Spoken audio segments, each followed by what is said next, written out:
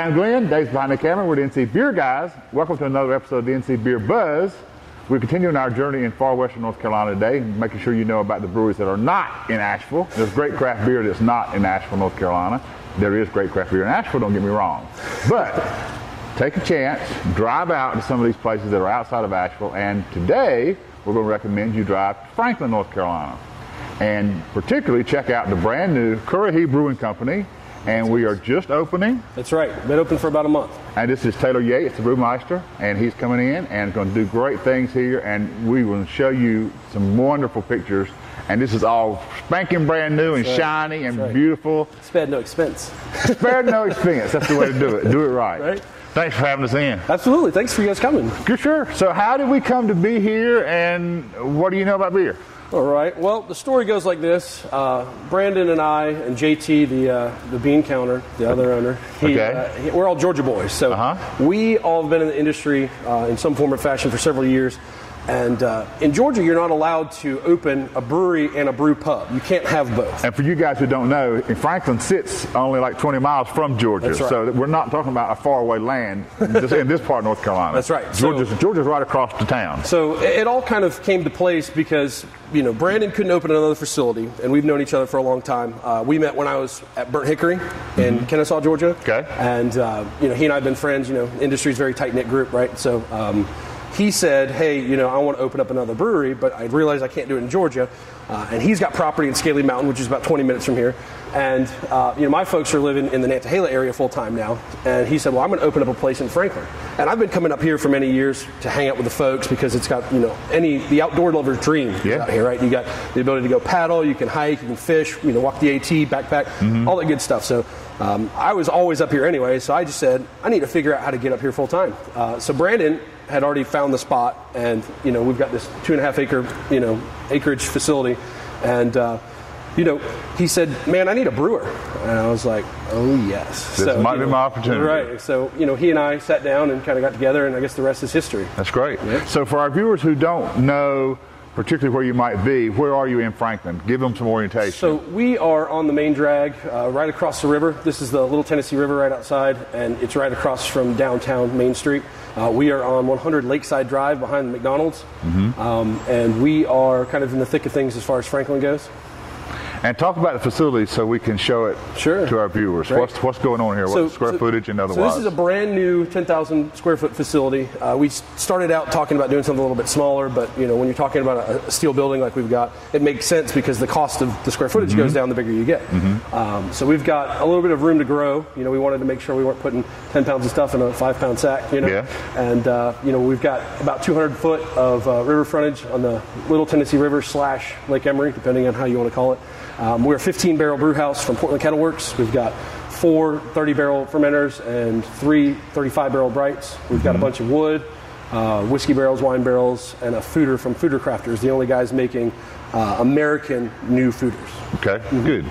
And when do we expect to have beer, and how many beers we're going to have? So we've been doing soft opening hours right now and kind of steadily putting more beers on every day. So we're up to 6 right now. We've brewed about 9 or 10 different styles. A lot of it's destined for the wood.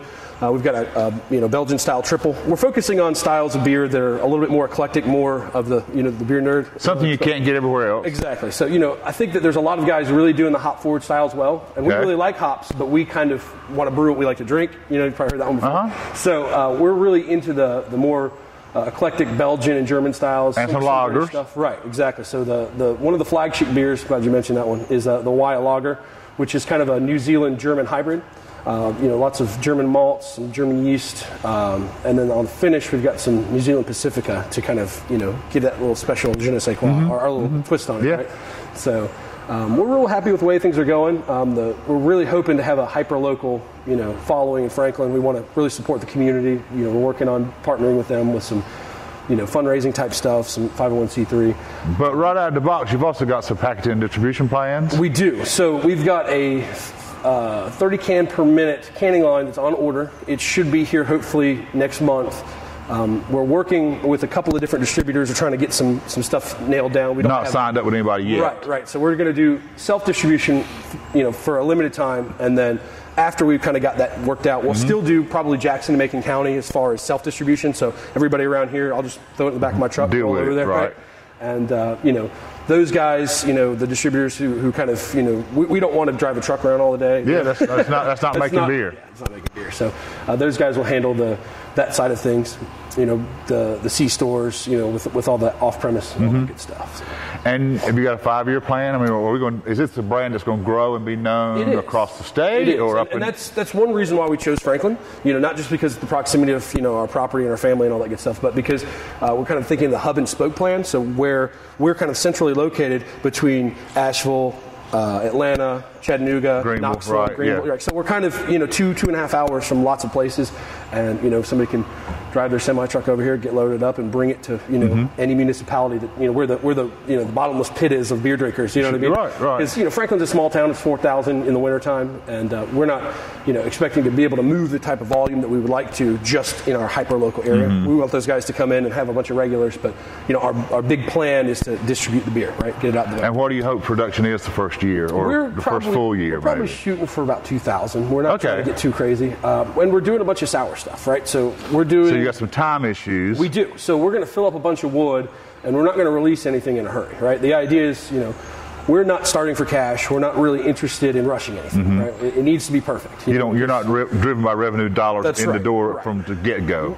There's still some cash in the kitty. Well, of course. So, right? and you want dollars. You're in the business. So, as JT puts it, one of the owners, he said, you've only got one chance to make a first impression. So if we come out with something that's flawed or it's green, it's young, it's not where we want it to be. It's not an accurate representation of what we're doing. Yeah, people don't forget that. That's right. So. It's going good, though. Belgian styles right now are Burning Town, which is a Belgian style amber. It's kind of an interesting one because it's a darker Belgian, but it's got a lot of hop character. So some mosaic hops for a little apricot kick to go with the plum and the prune from the Belgian candy syrup. We've got aptly named Frankenstrong, which is a tentative name. The guys at the TTB kind of frown upon the word strong in the name, so that one's going to be probably changed at some point. But it's 8.2. It's got some rye and some wheat in it, so it's a Belgian Golden Strong, but it drinks like a 5%er, so it's a little bit dangerous. That's why it's a monster. Right. It'll get you quick. Yeah, and then the other year-rounder, from Frankenstrong and why is Garand, which is our IPA. Like we said, we're not going to be super hop-oriented all the time, but IPA sell. Yeah, you're going to have to have some right. You got to have some IPAs on. So it's 6.8%, lots of Simcoe hops. It's not the West Coast style, face ripper. It's more East Coast style with some balance to it. And the other thing that we're really focusing on is the ability to pair it with food, right? Because I like to eat and cook, and as you guys can tell. So we want to be able to make some beers that pair really well with food, and that's kind of what we're going to these restaurants and saying, hey, we see you've got these items on your menu. This beer would pair very well with that product, and this is why. Right? So I think that kind of hits home when you start talking about somebody's thing that they make already, and you can kind of complement what they're doing with what we're doing. That's right. Before we finish, in the tap room, you've got lots of space. You've got beautiful outdoor space. We do. What kind of events might you envision having here to draw the people in? So the first one is going to be our grand opening in a week on the 20th. We've got the Georgia Mountain String Band coming, and they're going to be some picking and grinning going on. We've got the food truck outside from the Mountain Fresh Grocery. They're up in Highlands. They're not operationalized as of yet, but we hope within the week they'll have all the infrastructure in. And they'll almost be here almost all the time? Right. They're pretty much going to be exclusive. We're working towards that. And, they're going to be doing stuff that's, like we talked about with the food, pairing their menu to what we do. So the next event will be an Oktoberfest. And, those guys said, hey, we can do some schnitzel, we can do some beer brat. So, rock your lederhosen, bring your Das Boot, come out. And you'll have a beer Oktoberfest? We do. It's in the tank. It's been in the tank since almost day one. So we want to make sure that that's, to style. Right? Sure. Brewed in March, Margin. Yeah, right. We can get there, right. Dang TTB. Yeah. And then beyond that, we're going to keep working towards live music. Out here, we're going to do a stage. Eventually, we should have a deck out here that's phase 2. Okay. We got to make sure we cross all our T's and dot all our I's with the. We may draw some off-camera resources. We got a newsletter. Is that what I understood? What's that? A newsletter we can subscribe to or not? We're just doing the Facebook thing right now. Okay, so follow us on social media. We're all very diligent about keeping that up to date.